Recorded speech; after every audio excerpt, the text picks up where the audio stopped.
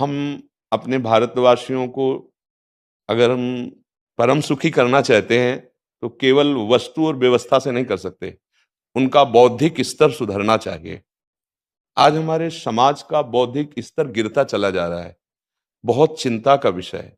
हम सुविधाएं दे देंगे, हम विविध प्रकार की भोग सामग्रियां दे देंगे, लेकिन उनके हृदय की जो मलिनता है, जो हिंसात्मक वृत्ति है, जो अपवित्र बुद्धि है, ये जब तक ठीक नहीं होगी तब तक हमारा देश धार्मिक देश है।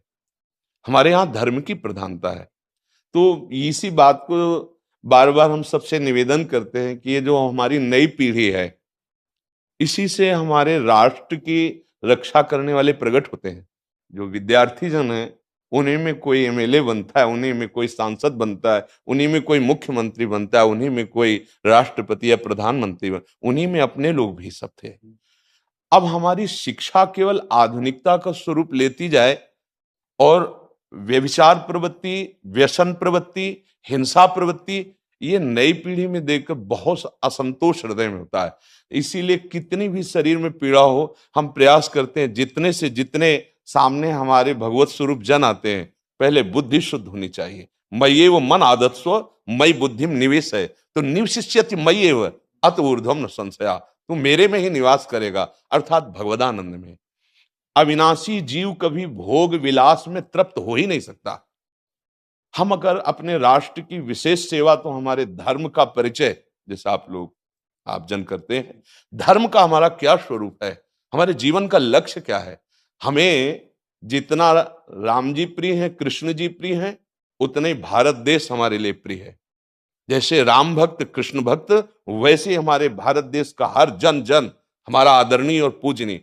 पर अब जो मानसिकताएं बन रही हैं, वो हमारे धर्म और हमारे देश के लिए लाभदायक नहीं होंगी।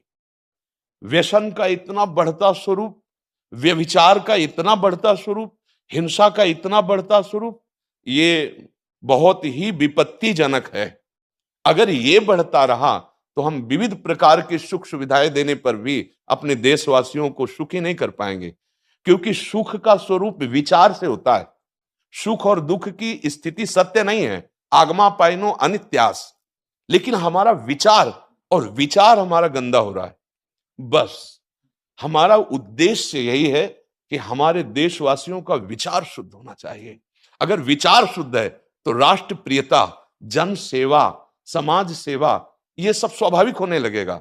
और विचार अशुद्ध है तो सुविधाएं बहुत हैं, उनका दुरुपयोग हो रहा है। तो बस आप सबसे बड़े बड़े जो उपदेष्टा जन हैं, जो बड़े बड़े धर्म की रक्षा के लिए भगवान ने जिनको भेजा है, उन सबसे यही प्रार्थना है कि सब व्यवस्था करते हुए हमारे देशवासियों की बुद्धि अध्यात्म को समझे। बिना अध्यात्म को समझे दुख सुख की समानता बिना किए परम सुख का अनुभव हो ही नहीं सकता। इस मायाकृत भोग पदार्थों को भगवान ने दुख योनया कहा है। मानो एक बोर्ड लगा दिया, दुखालयम अशाश्वतम। और हम सब यही चाहते हैं कि लौकिक भोगों को भोगने से ही हमारा राष्ट्र सुखी हो जाएगा या हम सुखी हो जाएंगे। नहीं, लौकिक भोगों को पूजन सामग्री बना करके और साध्य सच्चिदानंद प्रभु को रखा जाए तो आनंद की उमंगन हो जाएगी। बहुत सुंदर मानव जीवन का स्वरूप है, जिसे देव दुर्लभ कहा गया। दुर्लभो मानुषो देहो, लेकिन क्या दुर्लभता शब्द स्पर्श रूप रस गंध इन्हीं विषय के भोगने की या इन्हीं सुविधाओं के लिए दुर्लभ कहा गया?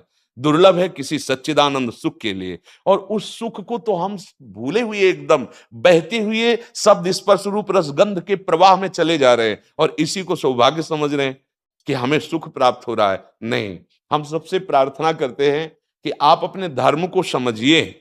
आप अपने स्वा को जहां जहां स्थापित करते चले जा रहे हैं, आप उसे गंदा करते चले जा रहे हैं। मदिरा में, हिंसा में, द्यूत कीड़ा में, व्यभिचार में, इसे दोष नहीं समझा जा रहा आज। और हमारे शास्त्र और हमारा धर्म इसको निषेध करता है। कलयुग की स्थिति बताई गई है। छोटे छोटे बच्चे व्यसन करने में लग गए। आज स्कूली विद्यार्थी जिनको ब्रह्मचर्य से पुष्ट होना चाहिए, वो ब्रह्मचर्य नष्ट कर रहे हैं। ये बड़ा चिंता का विषय है। हमारे देश के लिए जो जवान चाहिए, हमारे देश के लिए जो भक्ति चाहिए, उसमें बुद्धि और शरीर बल दोनों होना चाहिए। शरीर बल क्षीण हो रहा है क्योंकि व्यभिचार प्रवृत्ति में बहुत कमजोर अवस्था में, जैसे गेहूं की फसल है और गलेथ में काट ली जाए, तो न दाना मिलेगा न सही भूस मिलेगा। ऐसे ही 20 वर्ष की अवस्था तक यदि ब्रह्मचर्य नष्ट कर दिया जाए तो वो गृहस्थ के योग्य में नहीं रह सकता। राष्ट्र सेवा की क्या बात है। हमारे राष्ट्र सेवा के लिए बहुत विशाल हृदय की आवश्यकता है। हमारे शरीर को बहुत स्वस्थ रखने की आवश्यकता है, तभी हम समाज सेवा, राष्ट्र सेवा। तो शरीर और बुद्धि दोनों का स्वस्थ होना बहुत आवश्यक है। तो शरीर को तो नष्ट किया जा रहा है विषय भोगों में। लोग समझने लगे हैं कि मांस खाने से हमारा स्वास्थ्य अच्छा रहेगा, हम बलवान बनेंगे। अध्यात्म बल नहीं तो तेरे शरीर की चर्बी बढ़ा ले, लेकिन तू न काम पर विजय प्राप्त कर सकता, न क्रोध पर, न लोभ पर, न मोह पर, न हिंसा पर। फिर क्या जीवन।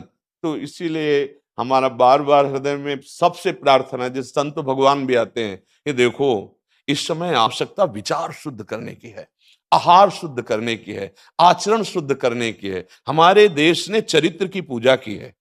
रावण किसी बात में कम नहीं था। आज भी कोई शिव अगर अभिषेक होता है तो तांडव स्तोत्र उसी का गाया जाता है। जटाटवी गलत ज्वल प्रवाह पावित स्थले। ऐसा विद्वान और ऐसा बलवान जो 20 बार जैसे झूला आराध्य देव को झुलाया जाए, ऐसे महादेव सहित पार्वती को बाजुओं पे झुलाया, वो महाबली चरित्रहीन हो गया तो अपने देशवासियों ने राक्षस कह दिया उसको। चरित्र, आज हम चरित्र पर ध्यान ही नहीं दे रहे। चरित्र बेचना मतलब कोई समझ में नहीं आ रहा।